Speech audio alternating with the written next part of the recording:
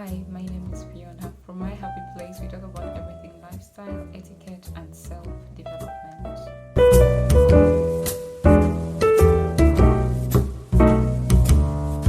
Often, we are taught as women to look after men, to look after the people in our lives. We're raised to literally look after everybody else. Society has taught us as women to look after everyone else in our lives, especially from my part of the world. Women are always sacrificing. She's the one that will go without a lot of things just so that somebody else in her life can have excesses. And I cannot take away from that, because as a Christian woman especially, you cannot dispute this, because a lot of us want to model ourselves after the Proverbs 31 woman. I'm going to read a little bit from the word, Proverbs 31 verses 10 to 15. Who can find a virtuous woman? For her price is far above rubies. The heart of her husband doth safely trust in her, so that he shall have no need of spoil. She will do him good and not evil all the days of her life. She seeketh wool and flax, and worketh willingly with her hands. She is like the merchant's ship. She bringeth her food from afar. She riseth also while it is yet night, and giveth meat to her household and a portion to her maidens. Now, when you look at the word, we are still being beseeched as women to take care of everyone around us, to take care of our affairs. However, the Bible also says in Luke 10 verse 27, love your neighbor as yourself. This implies that as important as it is to love yourself, you should love your neighbor and look after them, and the reverse. So the much attention you're giving to everyone else in your life, you should also love yourself by the same measure. But then coming back down to human reasoning, how do you love when you don't have love for yourself? How do you give that which you don't have? Because I think it's from loving yourself that you're able to draw and extend that love to others. And so I just have a few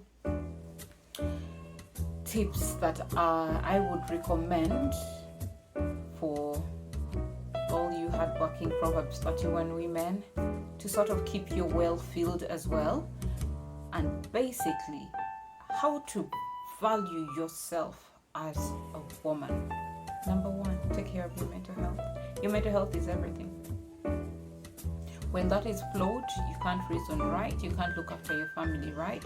So stay away from toxic environments, stay away from anything that will negatively impact your mental health, anything that will get your mind preoccupied with thoughts that can even self-harming, all because you're holding on to and trying to stick to the ideal woman of you must look after everyone else around you. Sometimes even the people within our care are the toxic people that we need to sort of put some distance with, and so that becomes a really difficult one. I pray you apply wisdom in that one. Ask the Holy Spirit to guide you. But yeah, as long as your mental health is in question what you're doing, question your methods. Number two would be reaffirming yourself. There's the whole affirmation movements going on, but I really can't speak to what I don't fully understand or haven't even tried to understand, but I can speak to the word. I would say affirm yourself in the word. Every time you open the word, you will find such a celebration of who you are as a child of God. There is a God that loves you unconditionally. You don't even have to do anything to deserve that love. So how then can you fail to give yourself that much love? Reaffirm yourself in the word. He will hold you in his righteous right hand. That's in Isaiah. Of course, there will be times when you're low, but be reassured in the fact that indeed the Lord will hold you in his righteous right hand. I remember when I was having my baby, my sister was asking me, and she actually got irritated by how calm I was in that situation. Like, I was so calm through the contractions. In the beginning, of course, it was a bit dramatic, but yeah, so at some point I just began to hold on to the word. And why I am talking about this specifically is I held on to the word. I think that's Isaiah 41. He will hold you in his righteous right hand. Have no fear. Yeah? So for me, that got me through labor. So think how much more reaffirming yourself in the word can get you through day-to-day life. Number 3 might be a bit, well, because we're all about self-improvement on this channel, but I'll say it anyway. Embrace your quirks. We all have that tiny flaw that is uniquely ours, that makes us uniquely us. I'm not saying embrace shortcomings and hold on to them and say, yeah, this is how I was made. No, that's very different. This is a self-improvement channel. Every day we're picking up something and trying to work to better that. Perhaps that is not something you're working on right now at the moment. My thing is embrace your quirks. Why?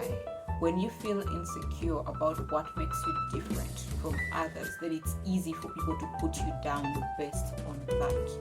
I do not think that God gave any of us a personality that was not right for us.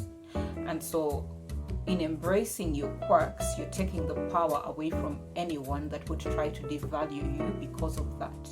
In your own private space, you're working on bettering these quirks, you're working on turning them into strengths, and like I said, that's one of the mandates of this channel, to see how to better ourselves, and I think I should do more videos on that soon. Number 3 is your dreams are valid. Always remember that your dreams are valid, whether you want to be a big corporate boss, or you want to be an academic don, or you want to be a housewife, a homemaker, or you just want to be that trophy wife that hosts fancy parties.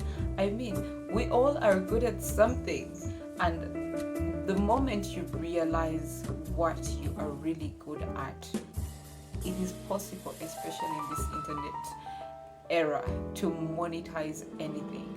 And so your dreams are valid. If the entirety of your dreams growing up was to be a homemaker, that's okay. Just carve out some time in your day to figure out how to be even better at that which you enjoy, which is homemaking. I've seen people selling home organization tools on the internet. Now that is someone who's decided to monetize a part of her life that she deems extremely important. And so similarly, while you're studying how to better yourself, you can come up with tools of what worked for you and help other moms that are very busy but can apply your tools to make their momming, if there's such a word, easier, and things like that. And you know what? If you loved and only thought about being a trophy wife when you grow up, girl, go look good, buy the fancy dress, host those fancy dinners. Who knows? You could approach the various hotels in the country and begin to host exclusive, affluent theme nights with them, you know? And so that's what I'm saying. Every dream is valid. If teaching makes you feel fulfilled, by all means, pour your everything into it. Of course, naturally there's a balance, but what I'm trying to say is don't let anyone look down on you because you chose to be a stay-home mom.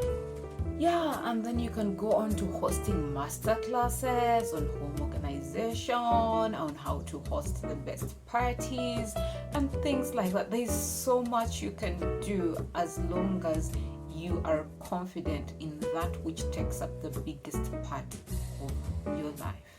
And finally, do not be afraid to value yourself.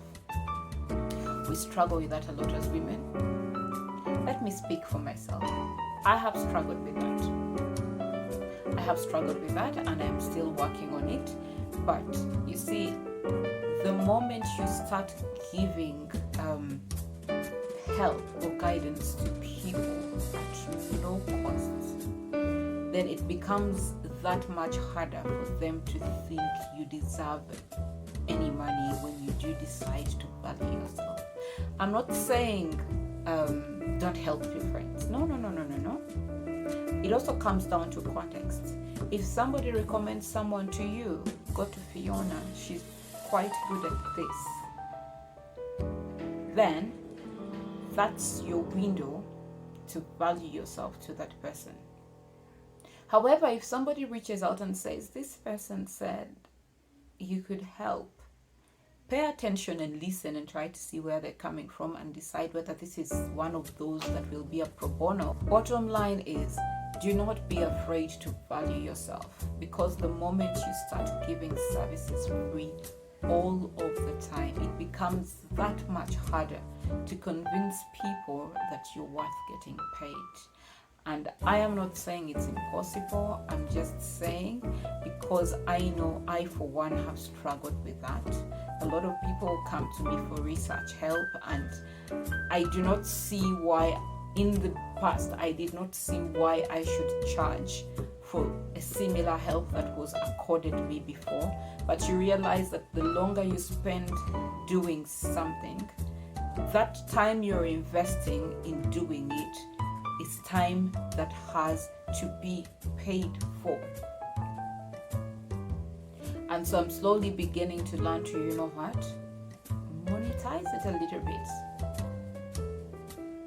Even if it means only monetizing aspects of my help. Okay, I'm running late to go pick the young man. I must go now, but I thank you for watching. And I don't know, if you take nothing out of this, I implore you, carve out something for self-love.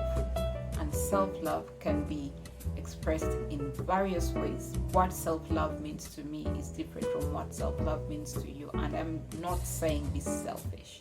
I'm just saying carve out time for you. You matter as well. Let me know what you've been doing to reassert and reaffirm your value as a woman in the comment section. Until the next one,